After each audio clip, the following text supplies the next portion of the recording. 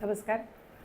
काल संसदीय विशेष अधिवेशनामध्ये नारी शक्ती वंदन विधेयक पारित होऊन लोकसभा व विधानसभा स्तरावर महिलांना नेतृत्व करण्याची संधी मिळणार याची आतुरतेने वाट बघत असलेल्या भारतातील तमाम लाखो करोडो महिलांचा काल निराशा आणि त्यांचा घोर अपमान विरोधी पक्षाने केलेला आहे.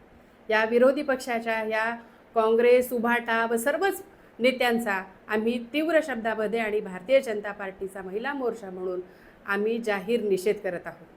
अनेक वर्षापासून प्रलंबित असलेली ही मागणी या देशातील महिलांनाही या देशाचं नेतृत्व करण्याची लोकसभेमध्ये, विधानसभेमध्ये त्यांच्या हक्काच्या जागा असाव्यात आणि त्यांना संधी मिळावी यासाठी वाट बघत होत्या.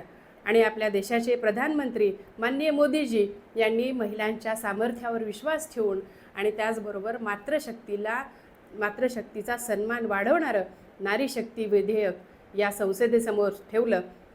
पण वर्षानुवर्ष महिलांच्या विकासाचा मुद्दा हा केवळ एक राजकीय अजेंडा बनवणाऱ्या आणि केवळ राजकीय भाषणामध्ये मांडणाऱ्या या विरोधकांचा खरा ढोंगी चेहरा आज देशासमोर आलेला आहे.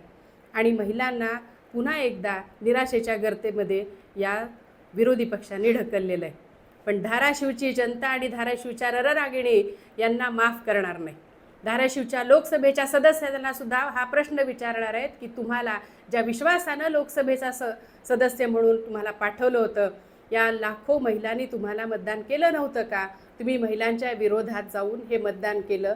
आज धाराशिवच्या तळागाळातल्या समाजातील सर्व स्तरातील महिलांपर्यंत आम्ही भारतीय जनता पार्टीच्या महिला जाणार आहेत आणि तुमचा हा ढोंगी चेहरा जनतेसमोर उघड करून आपण आगामी काळामध्ये हा विषय जास्तीत जास्त तीव्रतेने महामहिम राष्ट्रपती द्रौपदीजी मुर्मू यांच्यासमोर ठेवणार आहोत.